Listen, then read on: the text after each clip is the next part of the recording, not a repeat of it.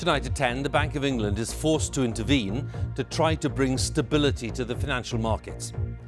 Emergency help was needed, especially to protect pension funds, but amid the turmoil, the government is still refusing to change its plans. We think they're the right plans because those plans make our economy competitive. At the end of the day, that's ultimately what we've got to do. What we politicians are responsible for is making the economic decisions that will drive continued growth. Overnight, more chaos as hundreds of mortgage products were withdrawn. Labour says it's all because of government negligence. What the government now needs to do is to recall Parliament immediately, abandon that budget before any more damage is done. We'll have more on the Bank of England's emergency intervention and on the government's refusal to change tack, also on the programme. Inside one of the UK's largest mental health hospitals, a BBC investigation uncovers mistreatment and cruelty. The British Iranian woman Nazanin Zaghari-Ratcliffe has cut her hair in solidarity with Iranian women whose rights are under attack. And the latest from Florida, where Hurricane Ian, one of the worst storms in the state's history, is set to devastate wide areas. And coming up in the sport over on the BBC News Channel. It's a low-scoring affair, but England lose in Lahore as Pakistan take control of the T20 series with a 6-run win.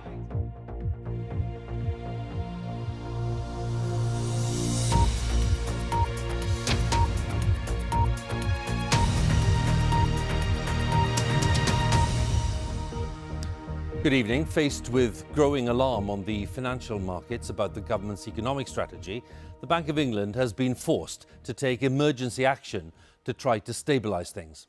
Last week's widely criticised mini-budget has been followed by a collapse in the pound and a sharp increase in the costs of government borrowing. Well, earlier today, the Bank of England said it would intervene to tackle what it called a material risk to financial stability, especially in the context of pension funds. In a day of volatile trading, the pound lost 1.5% of its value at one stage, making imports of oil and gas, for example, even more expensive. The embattled Chancellor, Kwasi Kwarteng, told bankers that he was committed to fiscal discipline and that he was working closely with the Bank of England and the Office for Budget Responsibility. Now, Labour says that the government is not responding to people's valid concerns about the cost of mortgages and indeed the wider cost of living. Our economics editor Faisal Islam is with me here tonight with the latest. Faisal. Thanks, Huw. An unexpected and unlimited intervention by the Bank of England to prevent a £1 trillion part of the plumbing of our pension system from falling over. It was a promise to buy up tens of billions of pounds of government IOUs 6 days after the bank announcing it would do the very opposite. It led to a day of wild volatility on key markets, eventually ending up in better territory. But the need for an intervention of this size tells its own story. What started as an attempt to grow the economy with the biggest tax cuts in half a century led to havoc on currency markets, more importantly on debt markets, and then within days led to a tidal wave of interest rate rises reaching every corner of the economy. In an emergency statement, the Bank of England said, were dysfunction in this market to continue or worsen, there would be a material risk to UK financial stability. It said it was seeking to restore market functioning and reduce any risks from contagion to credit conditions for UK households and businesses. This explains the intervention. Since the mini-budget, the effective cost of borrowing long-term for the government has shot up and was spiralling above 5%, a 20-year high. These were rises in 2 days that would normally take years, increasing the cost of borrowing for government and everybody. The Bank of England intervened today, buying up those debts in unlimited quantities, which brought down those interest rates, but they remain high. High interest rates mean that the value of the government debt, effectively an IOU called a bond, decreases. For some long-term loans, their worth effectively halved, with severe consequences for one sector in particular. This was a dramatic surprise intervention by the Bank of England to save a £1 trillion corner of the pensions industry. Ordinarily, these funds buy up government debts because they're safe as houses, no risks. but their value fell so rapidly in 2 days that they had to be saved in this way. But this also helps the government at a tricky time by finding a customer, the Bank of England, for the tens of billions of pounds of debt that they have to raise. So this is an emergency intervention, it is a crisis, and whilst this will help buy some time, it doesn't solve the underlying problem, which is the government's economic credibility with the markets. At the Treasury today, questions from and for leading city figures. Should the Chancellor take the IMF's advice? Some of whom were there in the great financial crisis 14 years ago.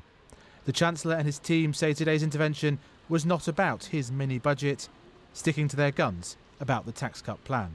We think they're the right plans because those plans make our economy competitive. At the end of the day, that's ultimately what we've got to do. What we politicians are responsible for is making the economic decisions that will drive continued growth.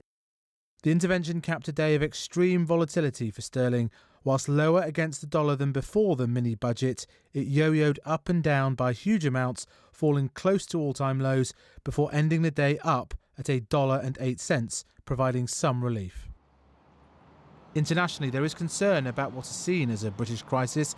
Overnight, the International Monetary Fund issuing an extraordinary intervention, warning of economic problems and increased inequality, recommending the Chancellor does rethink his tax plan by November.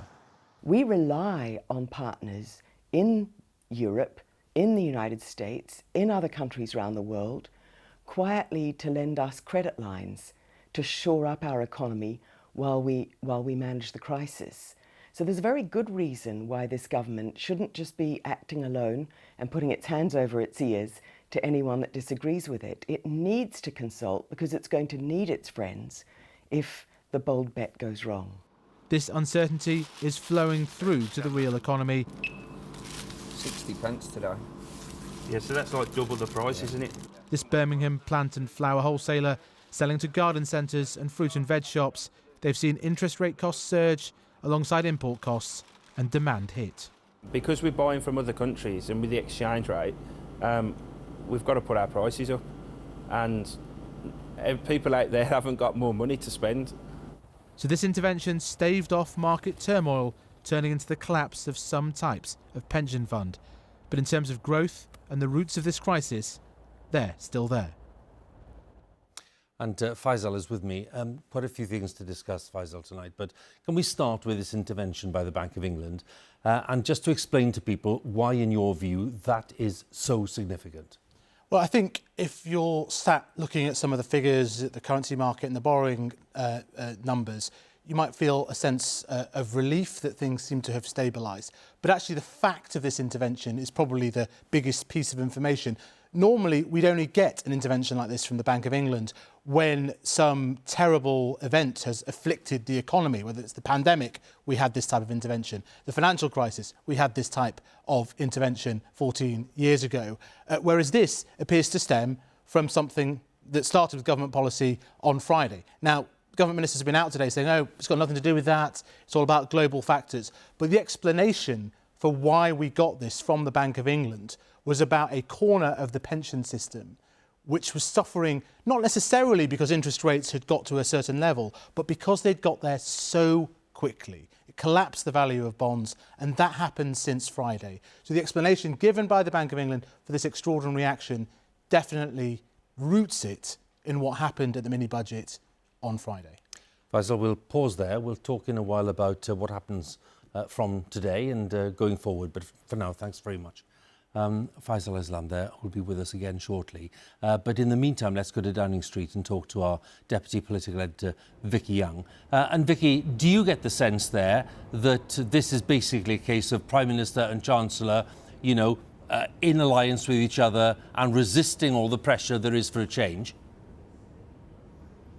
Absolutely, turbulence on the markets, but here at number 11, next door in number 10, they want to give and convey an impression of calm. They're saying they're sticking to their plan, no U-turns and absolutely no suggestion that the Chancellor will be leaving his job. And in fact, as Faisal was saying, they're going further than that, saying what's happened has nothing to do with the so-called mini budget on Friday. Now, that is absolutely not what a lot of Tory MPs think. I've been speaking to them today. They say actually a lot of this was predicted. They've described it to me as politically inept, naive and arrogant. Now, what they don't want, of course, is any more surprises, but I think there could be some coming their way. We've learned tonight that government departments have been asked to find efficiency savings, which of course raises a lot more questions. Where might they be found? Who will be affected? And already suggestions tonight from one minister that they're no longer committed to uprating benefits in line with inflation. A lot of this is not what Tory MPs wanted to hear. Now, the Chancellor has promised that on November the 23rd, he will lay out how all this is going to be paid for, all the costings which go with what he's announced. That is too far away for lots of Tory MPs. They want it to come a lot sooner.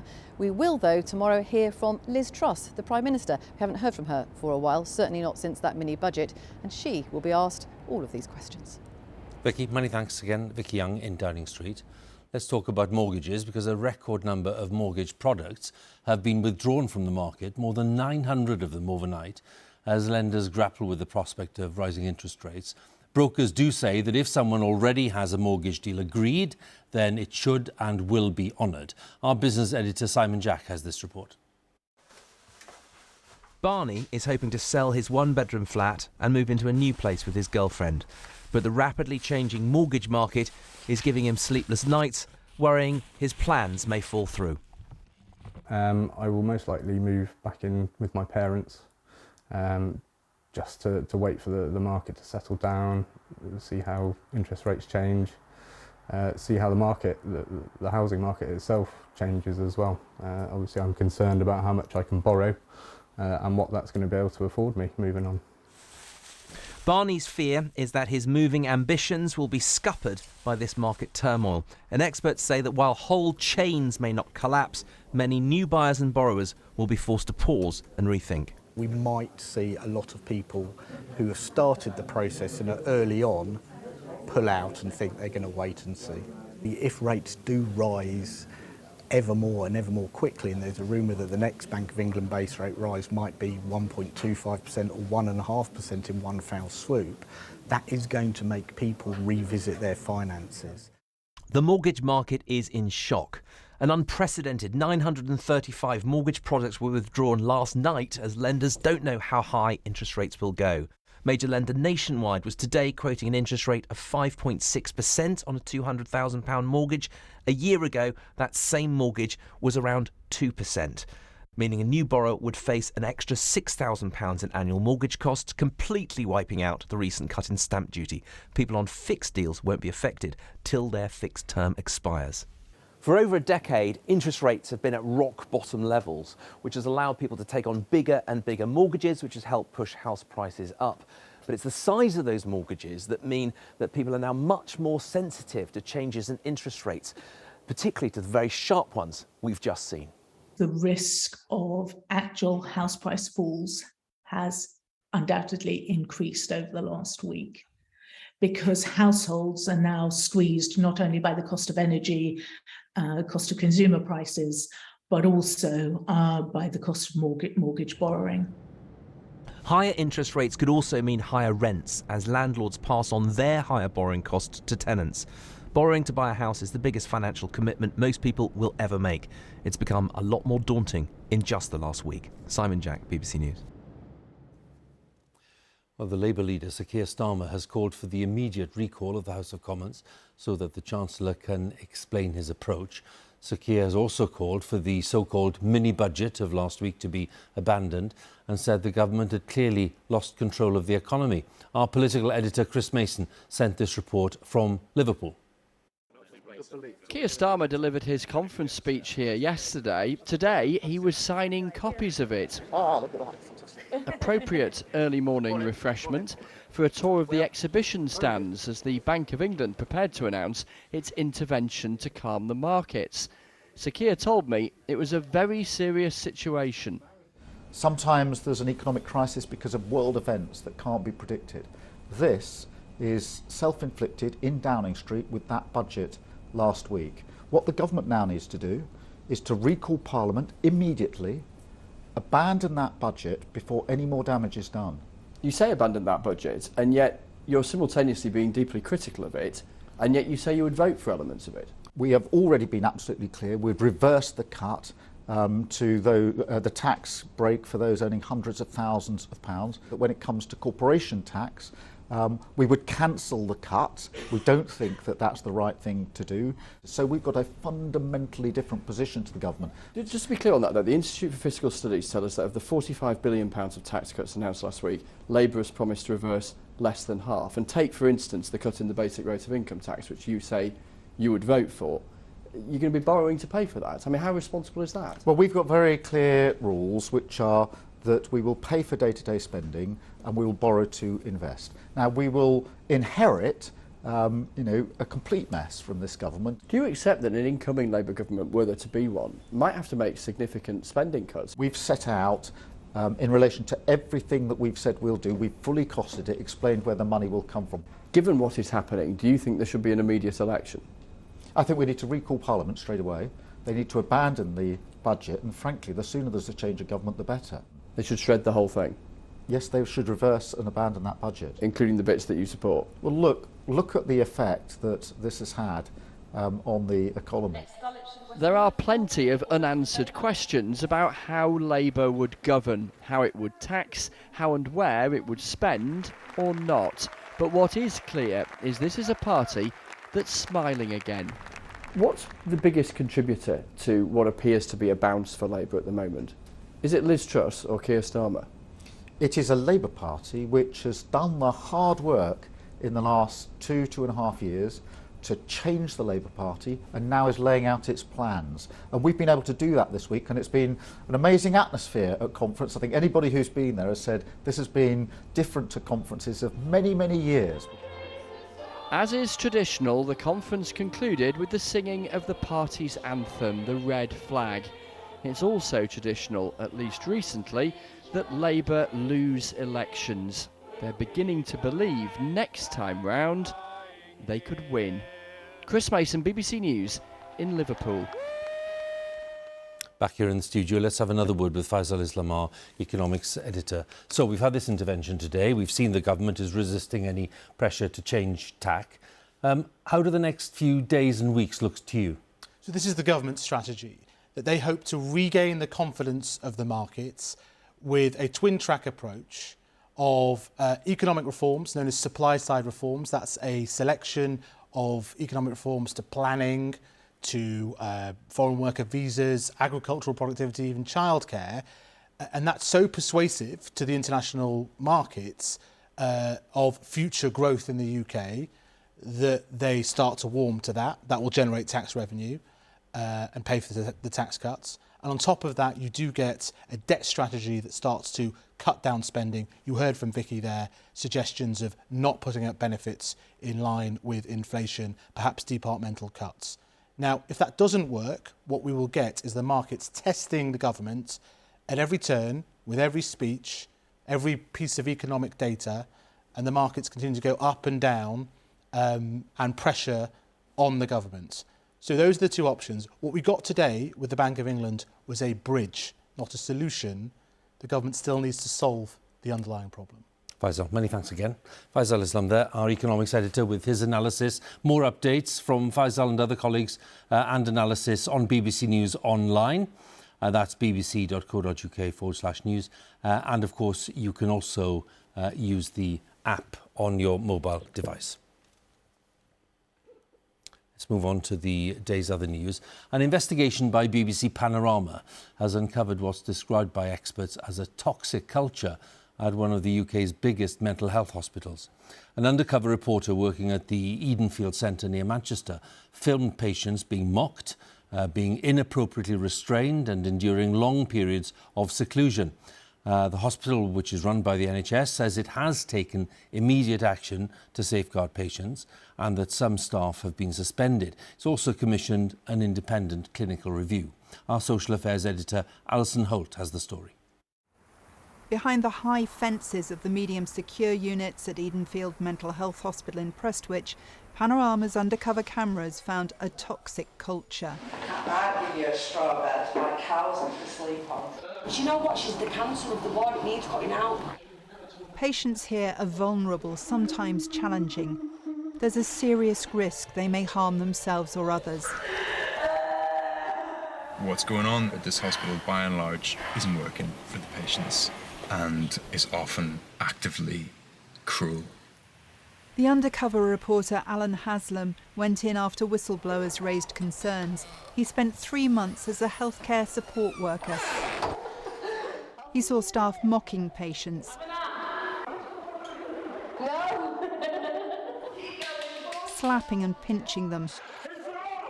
Sometimes wards were worryingly understaffed.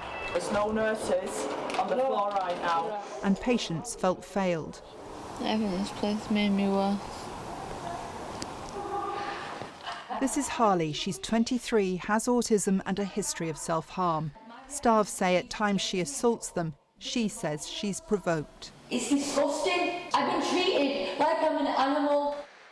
The hidden camera shows Harley held in a small, bare seclusion room for more than 2 weeks. It should only be used for short periods of time. After being allowed into the room next door, it's said Harley has become verbally abusive. At least 8 staff, including managers, go to restrain her and put her back in seclusion. There's no discussion.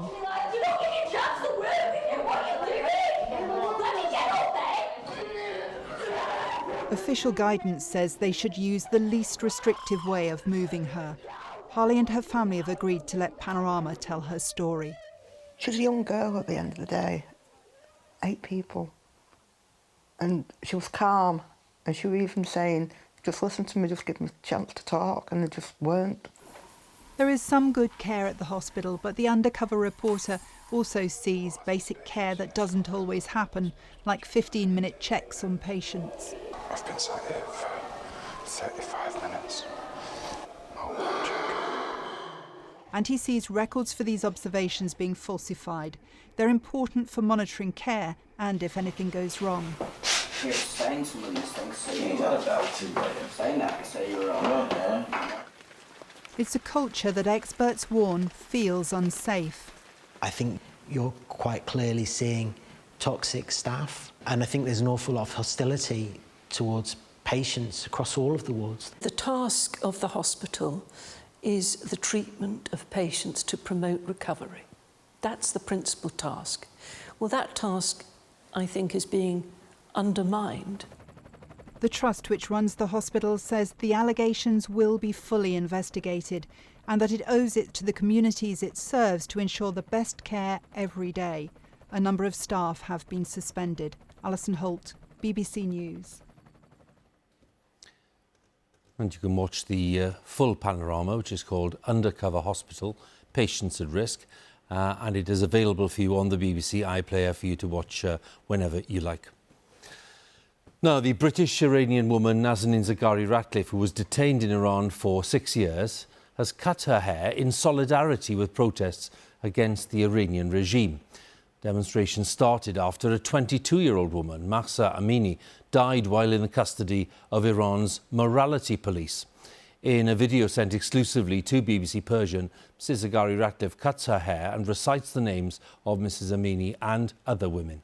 Our correspondent Rana Rahimpur has this report. برای مهسا، برای پویا. For Mahsa, for Puya. Nazanin Zaghari-Ratcliffe names the woman who died while in custody of Iran's morality police as she cuts her hair.